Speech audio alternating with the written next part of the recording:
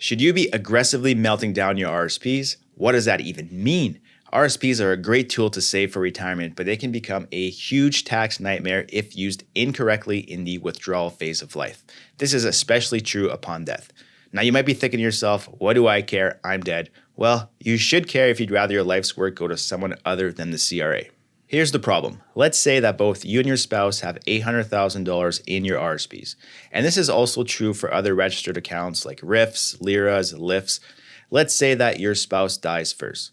Well, in this scenario, their entire RRSP would roll over into yours tax-free. So there's no issue there. But now you have $1.6 million in your RRSP, and when you die, that entire amount is going to be added to your final tax return. That's going to lead to a huge tax bill.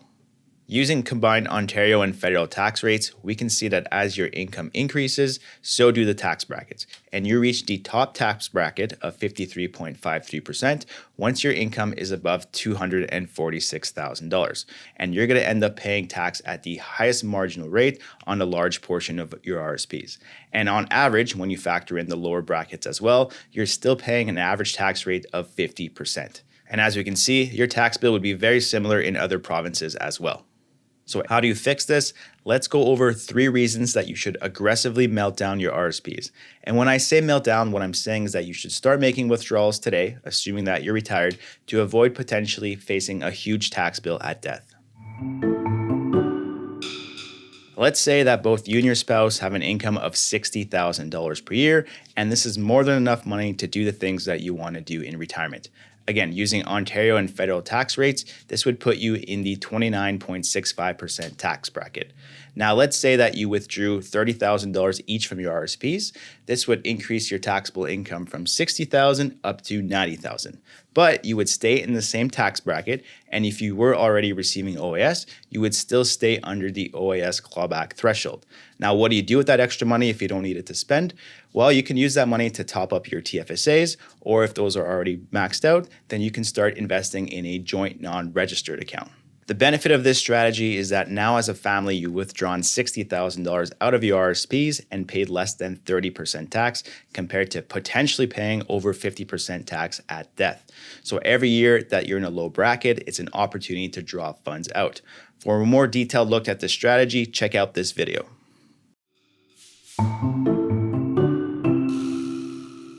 Let's say that both you and your spouse are 68 today and you don't make any withdrawals from your RRSPs. So as mentioned, today you each have $800,000, and let's say that by the time you're 72 years old, your RRSPs have grown to $1 million each. Well, what happens when you're 72? Well, you're forced to make your first mandated withdrawal from your RIF. Now, in this case, you're going to have to withdraw 5.28% of the RIF, which is just over $52,000. Now, assuming you already had an income of $60,000, now we're adding over $52,000 worth of income for a total income of over $100,000, and you now start losing out on your old age security due to the clawback.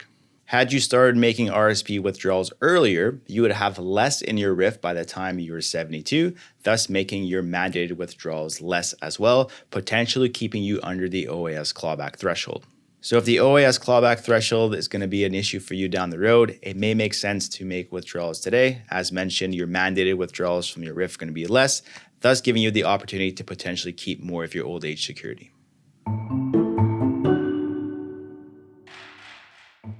So let's stick with our current scenario, but now let's say that your spouse has passed away, you're 72 years old, and you have $2 million in your RIF.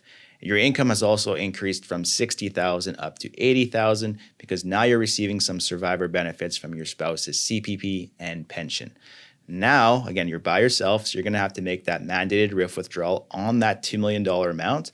So that's going to be just over $105,000 in withdrawals that you're going to have to make, on top of the $80,000 of income that you already have.